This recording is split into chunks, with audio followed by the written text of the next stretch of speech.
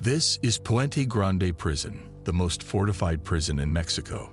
It's known for the large number of guards, 2 guards for each inmate, because the prison was dedicated to the most dangerous criminals in Mexico. On top of them were drug gang leaders. These are not ordinary criminals. These are the leaders of tens of thousands of armies and followers heavily armed with all imaginable weapons. So attacking the prison suddenly is always expected. Therefore, the prison walls were doubly fortified, with heavy concrete reinforced with the strongest type of steel, watchtowers, heavily armed guards, and checkpoints along the road to the prison. The prison was like a military base. This was the prison where El Chapo was imprisoned, the most famous and dangerous drug lord in Mexican history and worldwide. He is the Sinaloa cartel leader, the most dangerous drug gang in the world. It was named after the Sinaloa state where they came from. El Chapo had been pursued for a long time and was arrested for the first time in 1993 after a heavy chase by the Mexican authorities. Although El Chapo was arrested, this didn't prevent him from running his empire from inside the prison. He did it through bribery. He bribed every single officer and guard in prison with bribes worth millions, which granted him comfort. He lived the king's life in prison. They got him alcohol, women, and all the food he wanted. They even used to allow his 2 wives and his mistresses to visit him and stay with him for days. Moreover, he had phones to keep running his gang from inside the prison. The person who facilitated El Chapo's life most inside the prison was this man, Damaso Lopez. Damaso was deputy chief of security at Puente Grande Prison. El Chapo bribed this man to the point that he became his right hand. He gave him a house, a car, gifts, and a huge salary. This strengthened their relationship and they became friends. So Damaso was the main reason El Chapo was at a complete comfort level inside prison, to the extent that he could do whatever he wanted. El Chapo, during his imprisonment period, was not only able to run his gang, but he was also able to develop a new way for drug trafficking from inside the prison. This way wasn't his creation, but he and his gang made a revolution in it, which is drug trafficking through tunnels. El Chapo hired engineers, architects, and specialists to dig tunnels at a professional level. Certainly, El Chapo, through this tunnel, was targeting the US. It was the most profitable place for them. El Chapo and his gang, Sinaloa cartel, didn't need to smuggle drugs anymore, neither by air, sea, or land. They became smugglers through underground tunnels, which enabled them to raise the rate of smuggling insanely. They began to make $20 million per month. Imagine that El Chapo's empire was expanded and grew while he was in prison more than the time he was out. Mexico didn't extradite drug gang leaders like El Chapo to the US, which was always calling for this, because they were the ones most affected. A huge quantity of drugs had been smuggled to the US, so they were always asking for El Chapo's extradition and criminals like him, since US prisons are more fortified than Mexico's. Besides, they would be far away from their gangs and the officers they bribed, so that they would no longer have any control over their gangs. But the Mexican authorities were refusing such, claiming that they were able to handle their criminals. This made El Chapo relieved, seeing that he was doing whatever he wanted in Puente Grande Prison. He had never thought about a breakout. However, in 2001, the Mexican Supreme Court submitted a proposal to create a new law that would allow the extradition of some Mexican criminals to America. El Chapo felt in danger when he first heard about the new law of Mexican criminal extradition, so he immediately started planning an escape, which must be carried out as soon as possible. A few weeks later, El Chapo had already formulated a solid plan and began to carry it out. El Chapo was already aware that only a few people should be involved in the plan, so he gave a huge bribe to his assistant Damaso and explicitly told him that he wanted to escape. Damaso replied and assured him that he would help him. El Chapo agreed with his friend Damaso to reduce the number of guards on January 19, 2001, which was the day El Chapo planned to escape. Of course, Damaso would not reduce the number of guards in the entire prison, but rather in the section where El Chapo was. El Chapo also bribed one of the prison workers named Chito. This was one of the workers responsible for the laundry. His main task was to take the dirty clothes from the inmates and put them inside a cart that he took outside the prison and placed in a van that would take it to the laundry facility. Chito was the best choice for El Chapo because he was a normal worker out of sight. He only did his usual daily tasks, and none of the guards cared about him. The D-Day had come. On January 19, 2001, Chito opened El Chapo's cell, helped him get into the laundry cart, covered him with clothes, and pushed the cart.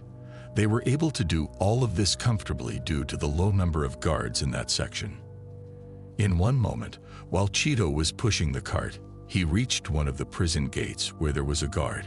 Chito stopped the cart and left it to talk with the guard and ask him to open the gate.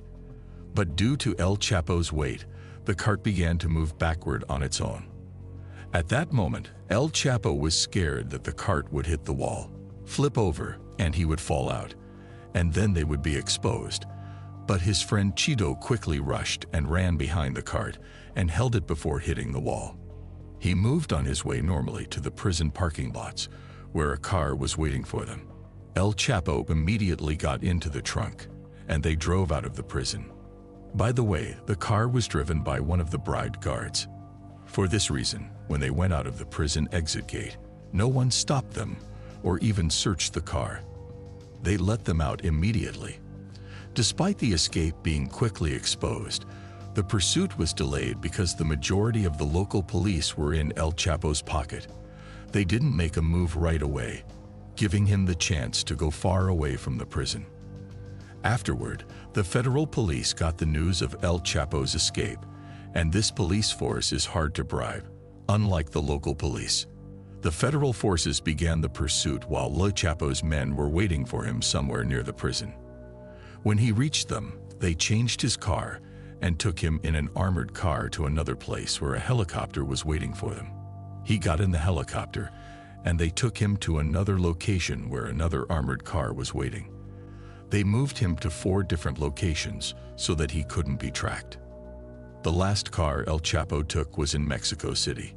While they were driving in the streets, El Chapo took a look around him to find out that he was surrounded by police cars and motorcycles. He was so stressed and worried that he asked the driver about how they managed to track his location. The driver reassured him that he had nothing to worry about because all of the police were actually there for his protection. El Chapo took a deep breath and felt relieved. The corrupt police were surrounding him so that the real police couldn't reach him. No one would ever expect that El Chapo would be escorted by that many police cars. They went alongside him until they reached one of the gang's safe houses. El Chapo's breakout in 2001 had made him a legend, to the point that most people began to think that he was above the law and untouchable. Although the Mexican authorities devoted considerable resources to the pursuit of El Chapo, they were unable to reach him, and El Chapo remained free for 14 years. During these years, El Chapo was moving between his secret safe houses, many of which were in isolated areas in the mountains. During these 14 years, El Chapo's empire grew insanely. He used to smuggle cocaine to America worth billions of dollars annually. El Chapo's gang expansion and the areas they have taken control of in Mexico have reached an unprecedented level. The Sinaloa cartel had become the largest drug cartel in the world uncontested, to the extent that it was considered the largest in history, surpassing the Medellin cartel, which was Escobar's cartel. Reaching this level of power, influence, and control is impossible without violence. Therefore, acts of violence were insane, especially in the northern cities of Mexico, the cities that are bordered by America, because they are used in drug trafficking, so it was like a war. El Chapo and his gang turned these cities into war zones, causing a lot of unprecedented killings and mass destruction. El Chapo managed to destroy all the gangs, one after the other, taking over the northern areas. This made him the largest and sole dominator of the drug trafficking movement from Mexico to America. The American and Mexican authorities wanted to arrest him at any cost, and for this mission, They utilized all their most powerful resources. In 2014, 14 years after El Chapo's escape, Mexican intelligence, with the help of its American counterpart, decided to pursue a new strategy, which was to track down the people around El Chapo, his sons, wives, and close associates, because they were the ones who knew El Chapo the most. Thanks to their new strategy, they'd managed to reach El Chapo's technical assistant. This young man was a Colombian in his 20s. The intelligence managed to convince him to work for their benefit, and with his assistance, they were able to hack the encrypted communication network used by El Chapo and his gang. This way, they managed to identify his location and know that he was in a house in Sinaloa, which is the headquarters of the gang. The house is one of El Chapo's safe houses. They identify the house's location, and exactly on February 17, 2014, the Mexican Special Forces, along with DEA agents, surrounded the house and stormed it. The house wasn't ordinary. Behind the house's main door, there was another steel door. The Special Forces kept beating this door, trying to break it. At the same time, El Chapo was sleeping inside. All of a sudden, his assistant entered his room screaming and told him that the Mexican army was at the door. He jumped out of bed, hearing the sounds of hitting on the steel door, so he got up from his place and started to move. The forces that were outside the house were able to see movements through windows. They saw that there were people moving inside. So, they intensified the beating on the door even more. The windows were also fortified. All the house was armored, and due to the fact that the windows were small, making it difficult to enter through them, all their focus and efforts were on the door. They kept beating the door until it was broken. Then they entered the house with their weapons raised, ordering all the people that were inside to surrender and lie down on the ground. However, they were surprised when they found out that no one was inside the house.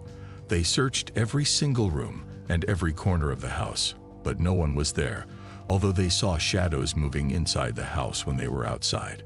Where did El Chapo go? When his assistant entered the room to alert him, El Chapo got up from his bed and went immediately to the bathroom, not to hide, but rather to escape through a tunnel. El Chapo's gang has become professional and has expertise in digging tunnels, not only for drug smuggling, but also for escaping. All their safe houses had underground tunnels. In case the house was surrounded by the police, El Chapo would immediately run out of the house easily.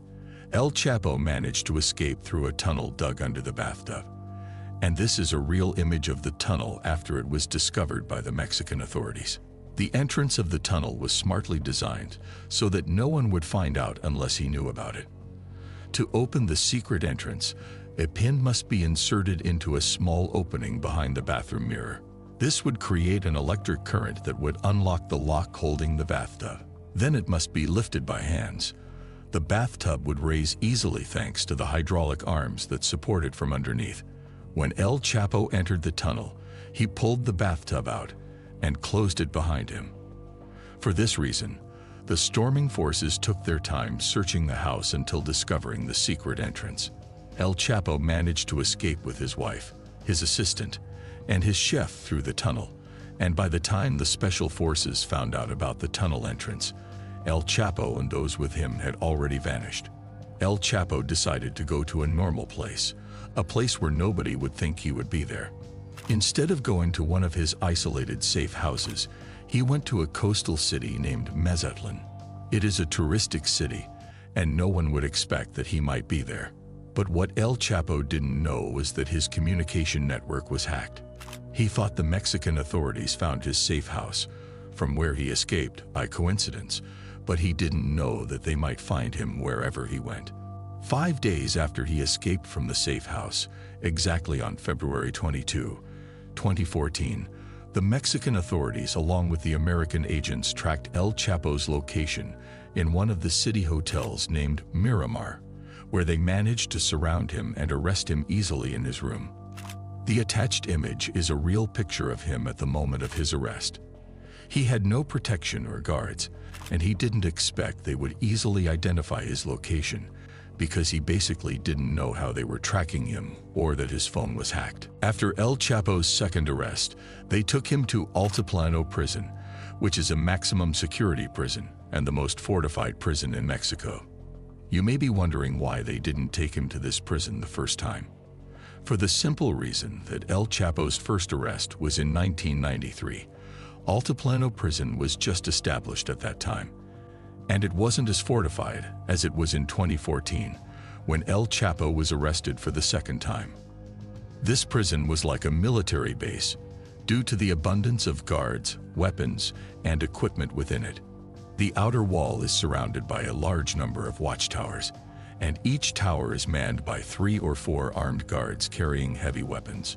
Although the prison walls are nets, they are doubled in 2 layers, and sometimes in 3 layers in certain prison areas. This net fence is constructed and reinforced by heavy concrete with a full meter of thickness. There were even ditches. All these fortifications were to prevent any external attack. As we mentioned before, the imprisoned criminals had special armies, so they had to be ready for any external attack. They even have armored vehicles in the prison.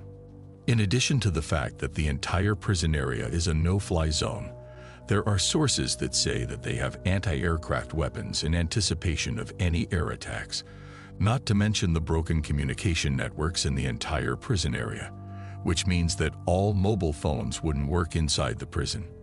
And the most important thing is that the officers and guards in this prison are carefully hired to prevent all sorts of bribery. Although the prison had the biggest criminals and gang leaders in Mexico, none of them managed to escape until the arrival of El Chapo. As soon as El Chapo entered the prison, he began to think about an escape plan because he was afraid of being extradited to America at any moment. Since the mobile phones were not working inside the prison, the only way he had to communicate with the outside world was through the people that were allowed to visit him in prison, which were actually 2 people. The first was his lawyer, Scar Lopez, and the second was his third wife, Ima Coronel, his young wife, whom he married in 2007, and she was 32 years younger than him. El Chapo began coordinating with his wife so that she could convey his messages to his children and followers. His 4 children were all leaders in his gang, but after his imprisonment, no one of them took the leadership of the gang. El Chapo had another man who wasn't a family member. He considered him his right hand. This man was Damaso Lopez, the deputy chief of security in Puente Grande prison, and the corrupt official who allowed El Chapo to do whatever he wanted in that prison. After El Chapo's escape in 2001, Damaso was blamed and considered an accomplice, so he was fired and couldn't find a job. As it was mentioned before, Damaso and El Chapo were friends, which is why El Chapo asked him to join the gang.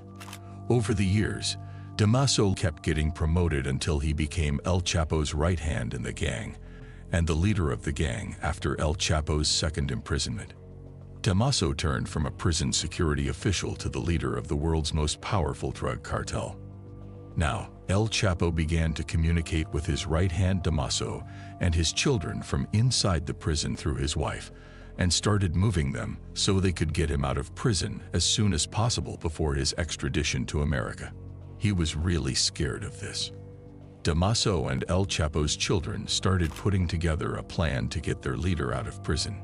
Since Damaso was an ex-security official in one of the most fortified prisons in Mexico, this gives him an advantage in planning because he knows the security system in prisons.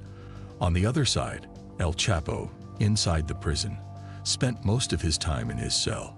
He was only allowed to go out for 1 hour a day. There was also a GPS tracker attached to his ankle all the time. His cell was under 24-hour surveillance. There were cameras inside his cell, and the shower was behind that small wall just to give him some privacy. El Chapo knew that it was almost impossible to escape from this prison, but he was persistent in doing it at any cost. And since we are talking about El Chapo and his gang, it is obvious that a tunnel would be included in the plan. But how would they dig it, and from where would it be dug? The beginning of the digging wouldn't be from inside the prison. The tunnel must be dug outside the prison, leading inside the prison. This may be the first time in history. We always hear about prisoners digging a tunnel to escape from prison, but a prisoner and his followers digging a tunnel for him from outside the prison is almost impossible. The plan's first step is to buy a piece of land or property close enough to the prison that they could dig a tunnel that leads to the prison, but at the same time, it shouldn't be closed in a way that attracts attention. The problem was that Altiplano prison was located in an isolated area and surrounded by large agricultural areas. The prison was a huge facility in the middle of a vast area of agricultural land with no buildings around. After a tiring search, El Chapo's gang managed to find an empty construction site about 1.5 kilometers from the prison. It was most likely used by farmers. It was like an uncompleted building. The gang bought this land and registered it in the name of a person who was not suspicious. The land became theirs, and they now had a starting point from which they could begin digging. But it's not that simple. How would they know El Chapo's cell exactly? Besides, the cell is under heavy surveillance, and even if they managed to dig the tunnel and reach the cell, how would they get him out without being exposed? The only blind spot is that small shower behind the small wall. Therefore, the only place where the tunnel exit should be is that little shower square. But how? How could they dig an underground tunnel from outside the prison, with almost 1.5 kilometers in length, without seeing anything and open an opening specifically in that small place? The plan seems impossible. Reaching the cell itself is a great achievement, let alone reaching that particular small spot. To solve this problem, El Chapo got a brilliant idea that would help his men identify his cell location and exactly that small space behind the wall. The idea was inspired by the GPS tracker that was on his ankle. The idea was simply to smuggle a GPS to him, which he would put in that shower space so the men digging the tunnel could easily identify the exact location. The idea was perfect, but the problem was smuggling the GPS device. Altiplano was the most fortified prison in Mexico, and smuggling anything inside the prison was almost impossible. There were many checkpoints inside and outside the prison that must be crossed without being exposed, and they wouldn't allow the passage of any tool that might be used to escape or as a weapon. El Chapo got another smart idea. He asked his wife to tell the gang to insert the small GPS device in a watch. This way, it could cross all the checkpoints normally. His wife managed to smuggle the watch to him easily. No one suspected her. It was just a normal watch that wouldn't pose any danger. Or rather, that's what the guards thought. Through that watch and the GPS device, El Chapo's men managed to identify the exact location of that particular spot behind that small wall. El Chapo's men had already started the digging process towards the prison, but when they got the exact location, they knew how to point the digging 100% in the right direction. As we mentioned before, they were experts in digging tunnels, so the tunnel they dug was astonishing and professional engineering work at all levels. The entrance to the tunnel began at the building. By taking a look at the tunnel opening, you can see a colossal number of wooden supports. Then, once you enter the 10-meter deep tunnel, you will realize that the tunnel wasn't just an ordinary escape tunnel. It was meticulously built and undoubtedly the best escape tunnel ever built in prison breakout history. Such a tunnel required a lot of workers. There were most likely 10 to 12 people working non-stop on that tunnel. First, they needed a ventilation system, so they laid ventilation pipes along the kilometer they dug, and an air pumping machine was at the entrance of the tunnel. They also needed lighting. They hung thousands of light bulbs along the tunnel, and an electricity generator was also at the entrance of the tunnel.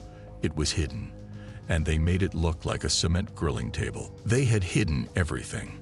Nothing was exposed or visible from outside the brick building. This was necessary in case the security or guards suddenly searched. They wouldn't discover what was happening below unless they conducted a thorough inspection. This was crucial because they were located somewhat close to the prison. The scale of this operation was insane. Thousands of meters of ventilation pipes, thousands of lamps, and tons of sand were extracted from underground. They took them out and disposed of them without being exposed, especially since they were 1.5 kilometers away from the prison. And the ground was flat and empty, so it is strange that none of the guards, especially those on the watchtowers, had noticed them. This proves that El Chapo's gang meticulously planned for this operation and had taken all their precautions. Moreover, inside the tunnel, they had also made a railroad on which they placed a customized excavation cart that seemed like it was integrated with a motorcycle, by which they were intending to transport the sand and later on to help their leader escape. Throughout the digging process, El Chapo was nervous and anxious. He was afraid of his extradition to America. For this reason, he was always sending letters to his men asking about why the process was taking so long. And they were always replying that the matter wasn't that simple. It required planning and effort, and they should be meticulous in what they were doing. Finally, in June 2015, El Chapo received news from his men that the tunnel was almost ready. El Chapo chose the 4th of July 2015 as the day of his escape. Why the 4th of July? Because he wanted to insult America. July 4th is a national day in America. It is the anniversary of Independence Day. It was a big day for the Americans. By this act, he intended to send an insulting message to them. He wanted to tell them that he managed to escape on the day of their joy. El Chapo had a huge hatred for America, although all his money was from there. He knew how badly they wanted him, and he knew that the American authorities were always asking the Mexican authorities for his extradition. Unfortunately, his men didn't manage to make it. The tunnel still needed work, so they were forced to postpone the operation to a week later. Finally, the big day had come, the day of El Chapo's escape, on July 11, 2015, the day on which El Chapo would break out of the prison where he spent almost 16 months. This video footage is from the surveillance cameras that were in his cell. On that night, El Chapo was watching a comedy series on his small tablet with the volume up, attempting to conceal the sounds that his men were making while trying to open the hole. Each time, he got up from his place and walked around the room, waiting for a signal from his men. At 8:10, El Chapo sat on the edge of his bed, put his shoes on, and went to the shower space, the only hidden place from the surveillance cameras in the whole cell. Since that time, El Chapo has vanished. El Chapo entered the opening and went down through a ladder to the underground tunnel, where he met with his wife's brother, who pointed him to the cart and asked him to get on it. El Chapo got on the cart and drove it as fast as possible along the tunnel. When he reached the other side of the tunnel, he went up to the brick building where a quad bike was waiting for him. He rode it with one of his men and went. On the other side, the guards in the prison took 40 minutes to discover the escape. They noticed on the surveillance cameras that El Chapo wasn't in his cell. They went immediately to check on him. At first, they thought that he might be hiding behind that shower wall, but they were shocked when they found the opening of the tunnel. The sirens immediately blared, declaring a state of alert, but it was too late. By that time, El Chapo had already traveled a long distance. He then arrived at a big truck, got into the truck trailer, and his men tightly closed it so as not to be seen. Then the truck drove for approximately 2 hours until it arrived at a town named San Juan, which is located in an area called Querétaro. El Chapo then got on a private jet, whose pilot was one of the most trusted by El Chapo and his whole gang. This time, El Chapo took all necessary precautions, not leaving anything to chance. There were 2 jets. The first would take El Chapo to his destination, and the second would fly to mislead everyone that might be pursuing him. El Chapo decided to go hide in one of his safe houses. It was like a castle that is located in the mountains in Sinaloa. It was the most fortified and safest place for El Chapo, which they used to call the Sky. El Chapo's escape caused great embarrassment to the Mexican authorities because, just a year ago, they boasted of his arrest in front of the world, considering it the greatest achievement in the war against drugs and crime. The Mexican authorities have harnessed a large part of their forces and resources to hunt down El Chapo at any cost. If only El Chapo had kept hiding in his secret houses in the mountains, it would have been difficult for the authorities to track him. But El Chapo kept moving from one city to another, visiting his gang headquarters, meeting his followers, and giving them orders. This was very important to maintain his control and leadership over the gang, but it put him in danger and made his tracking easier. Especially since the Mexican authorities were supported by the Americans, they fully cooperated in El Chapo's case. The American authorities provided the Mexicans with all sorts of newly developed technologies for tracking and monitoring. The Mexican intelligence, with the help of the Americans, managed to locate a house in Los Mochis, which is a city in the north of Sinaloa State. In this house, the intelligence team noticed that there was a movement by El Chapo's gang. They started eavesdropping on them and noticed that they used the nickname Grandma to refer to a specific person. For example, they say, "Grandma is coming. Prepare yourself for Grandma." It was clear that they meant a particular person by this nickname that seemed important, and the intelligence team suspected that it might be El Chapo himself. Indeed, the next day, a convoy of 3 cars arrived, so it was clear that this convoy was for an important person. The first time the cars arrived, they entered the garage directly, and the agents who were monitoring the place could not identify the person who was inside the car. So the Mexican intelligence kept eavesdropping on their calls and monitoring the house for a period, during which they became almost sure that El Chapo was inside that house. This was confirmed after hearing his voice, or what appeared to be his voice, through eavesdropping on their calls, besides the fact that such preparations and protection wouldn't be for someone else but El Chapo. On the morning of January 8, 2016, 6 months after El Chapo's escape, the Mexican forces decided to storm the house. A group of special forces surrounded the place, backed by DEA agents, and stormed the house. Then a bloody armed conflict occurred between them and El Chapo's followers. It was violent, and all its victims were among the gang. As for the special forces, some of them were injured, but nobody died because of their meticulous and well-prepared attack. After the fight had ended, they didn't find El Chapo. He escaped for the second time through an underground tunnel. This mirror was a secret door that led to the underground tunnel. El Chapo escaped through the tunnel while his followers were fighting against the special forces. He escaped with one of his close assistants. When they came out of the tunnel, they stole a car that was passing on the street. The security forces weren't only surrounding the house, they were spread out in the whole area. When they received the news of El Chapo's escape, patrols started roaming the area right away.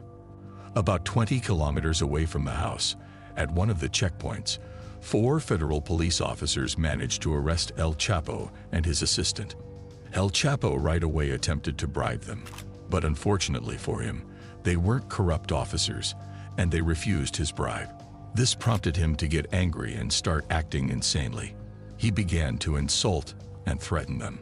However, the officers disregarded his threats, took a picture of him, and sent it to their commander, who told them that special forces were on their way to them, and warned them that El Chapo's men and associates were preparing for an attack by mobilizing all their forces to rescue their leader. He also ordered them to take shelter in a nearby motel and get prepared for any sudden potential attack from El Chapo's gang. The 4 officers and El Chapo took one of the motel rooms, where they waited and monitored the situation. After a short while, they began to hear the sounds of cars approaching from a distance, as if it were a large procession moving slowly towards them. At that moment, El Chapo smirked maliciously and said to the police, "Now you probably wish you had accepted my offer." However, his smile quickly turned into a look of shock and despair as the procession of cars arrived, and he realized that those were not his men but a massive number of soldiers from the army and special forces. They had surrounded the hotel and quickly secured all entrances and exits. El Chapo's men were taken aback. They couldn't even contemplate getting closer to the hotel once they saw the heavy presence of security forces in the area. El Chapo was arrested for the 3rd time and sent to Altiplano prison again.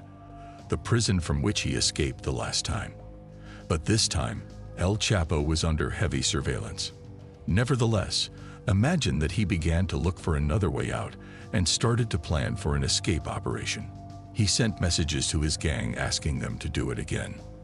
According to some of El Chapo's gang members, they had really started working on a new escape operation. And what made it weird was that they were planning to do it the same way. The Mexican authorities were already working on his extradition procedures to America. They had come to believe that this was the only solution. El Chapo escaped from Puente Grande in 2001.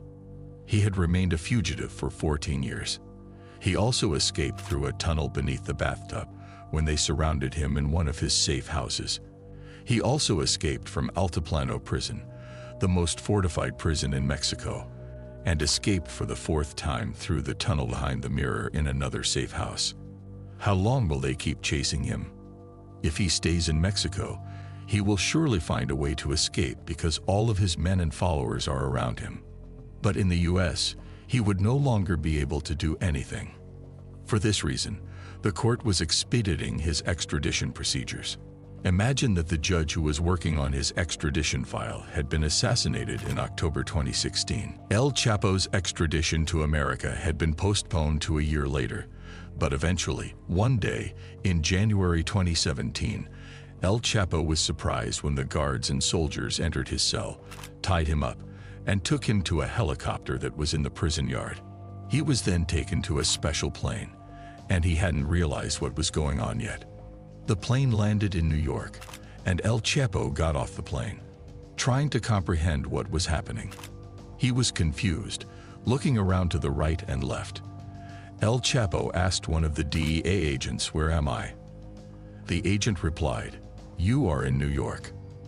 And this is a picture of the most powerful drug gang leader in history, with tears in his eyes, a historical scene.